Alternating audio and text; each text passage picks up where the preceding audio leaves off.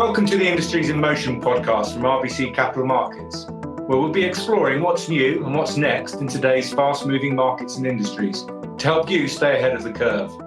Please listen to the end of this podcast for important disclosures. I'm Michael Hall, Head of European Research at RBC Capital Markets in London, and in this instalment of Industries in Motion, I'll be speaking with Tom Narayan about his recent work on the outlook for European autos into 2022. Tom joined us in London in 2019.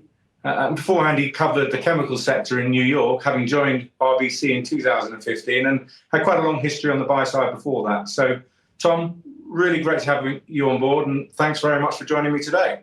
Yeah, thanks for having me. Let's go right into it, Tom. Where are we then in the auto cycle?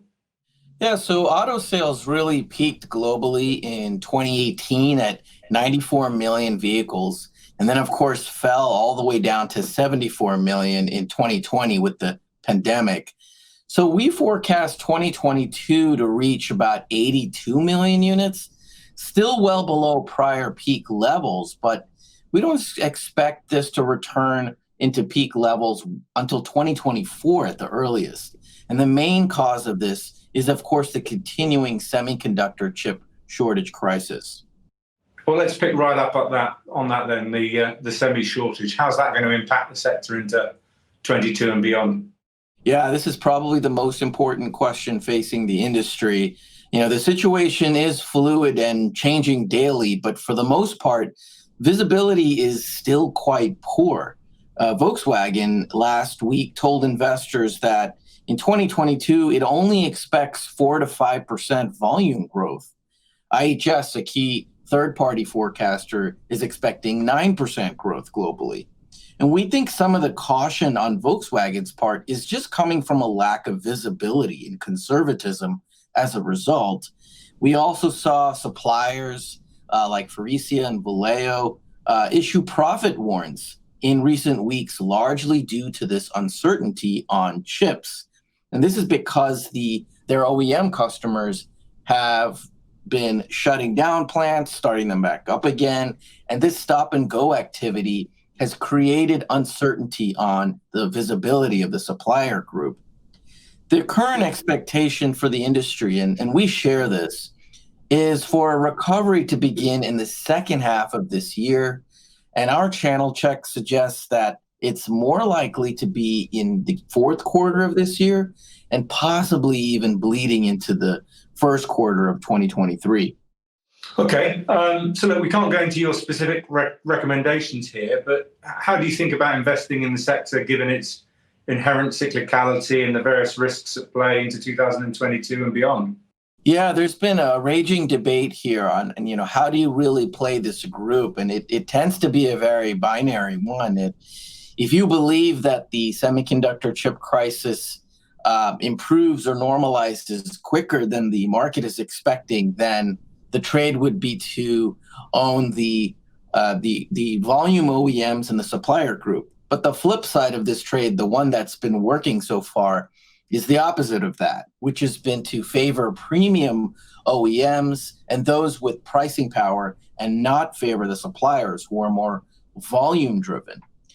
We tend to think that the current trade, which is we call it the inflation trade, those companies that benefit from the chip crisis in some way because they have pricing power, we tend to think that trade will continue given the uncertainty, as we talked about, on chips. And this really benefits premium OEMs, premium car makers, whose customers really aren't as price sensitive. They benefited from things like a strong stock market, real estate, and of course, low interest rates.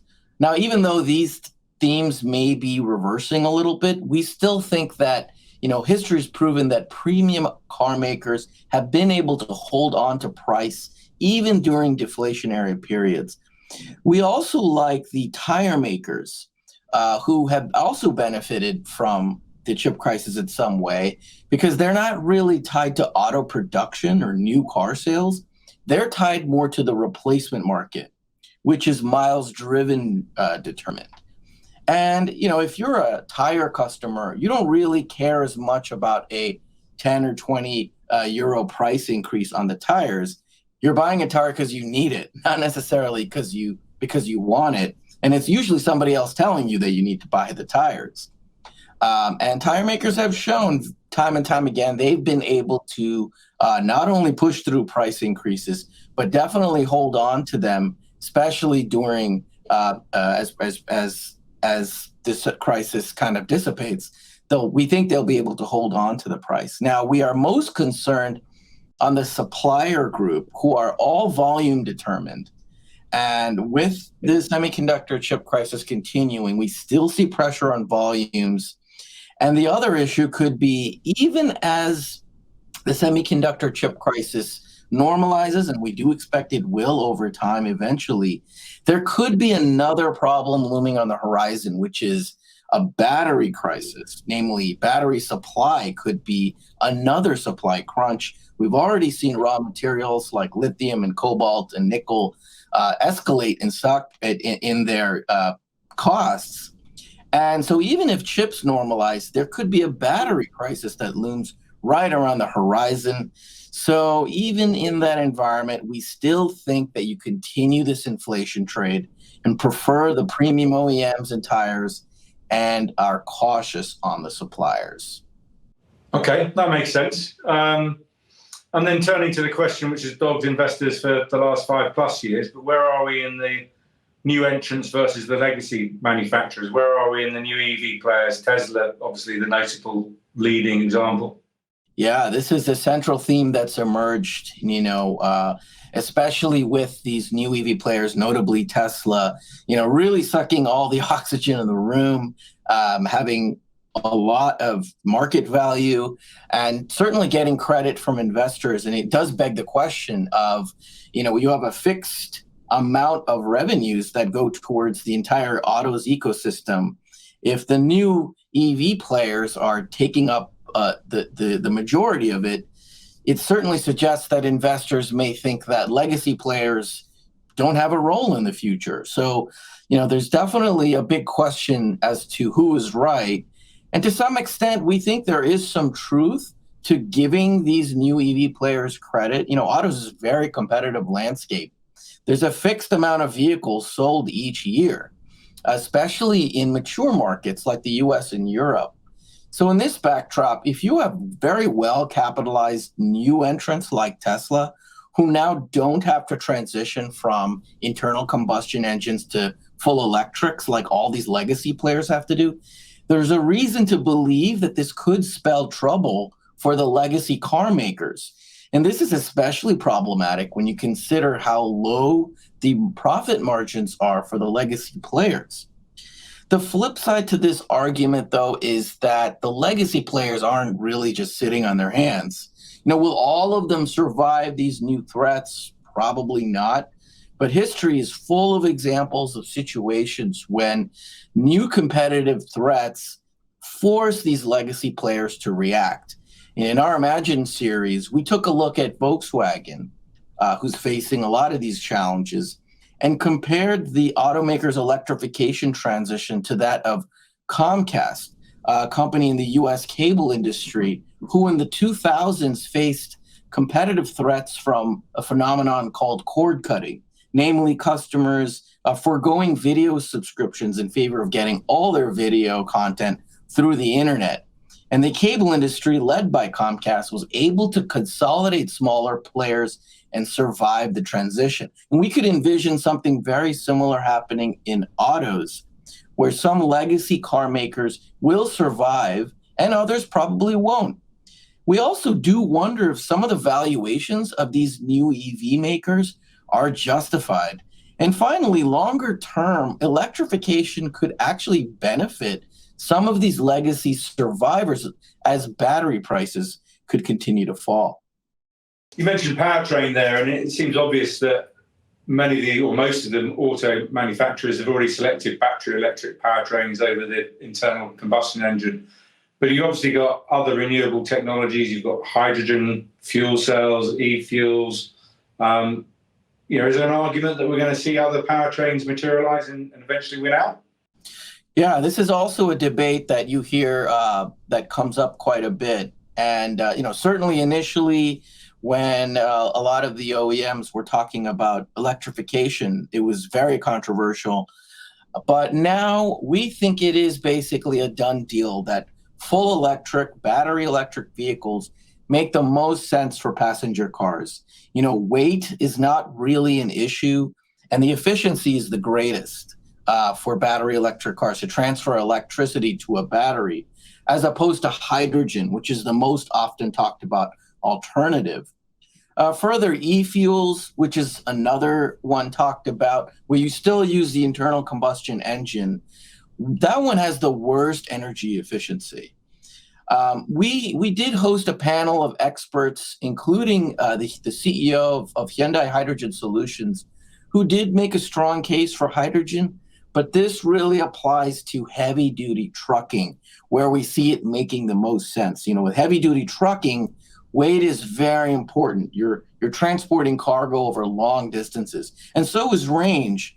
So as a result, large batteries will cut into their bottom line, and we see hydrogen making the most sense for trucks. But again, passenger cars, full electric seems to be the best way to go. You could charge your battery at home overnight, just like your phone.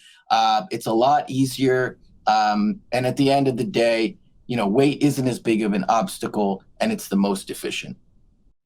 Gotcha.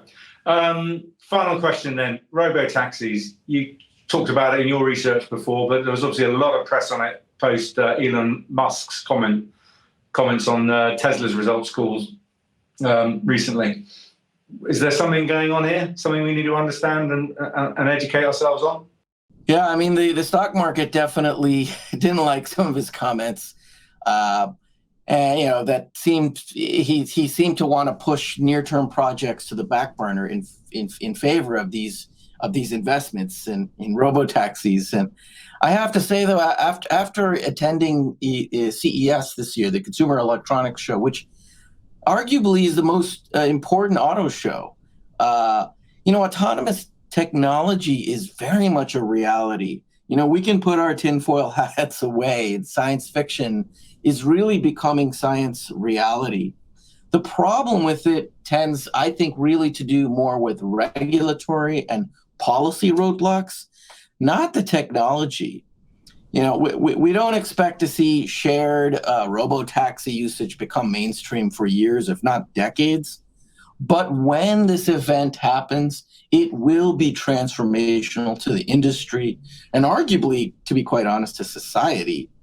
It'll undoubtedly save millions of lives, increase labor productivity, save valuable real estate in city spaces. Shared AV usage could theoretically cut the amount of cars on the road by a factor of 20. It raises questions over what happens to these automakers. They'll undoubtedly need to shift from making cars to other parts of the auto value chain. Specifically, they'll have to pivot to more asset-light software models and compete with the entrenched and well-capitalized software giants. Consumers, meanwhile, would probably benefit from lower transportation costs. Now, while all of this is very far away, there are some near-term implications. Long-haul trucking will see real applications of driverless cabs within the next few years. And this is becoming an issue, especially now, given the trucker shortage issue, which is structural in nature. So bottom line, even though this may be some time away, the technology is there, and we're going to start seeing practical applications of it in trucking pretty soon. Great. Thank you very much for your time, Tom. It's been great running through the transition in the sector and thinking about the near-term problems, but also the longer-term dynamics. Really appreciate it. Look forward to hearing more as the year progresses. You got it. Thanks a lot. Thanks for having me. Cheers. So what else lies ahead in today's ever-evolving markets and industries? We will be keeping track right here on Industries in Motion. Make sure you subscribe to Industries in Motion wherever you listen to your podcast. Thank you for listening to today's episode.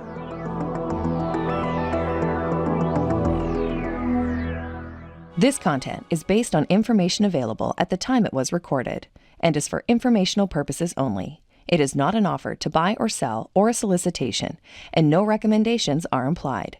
It is outside the scope of this communication to consider whether it is suitable for you and your financial objectives.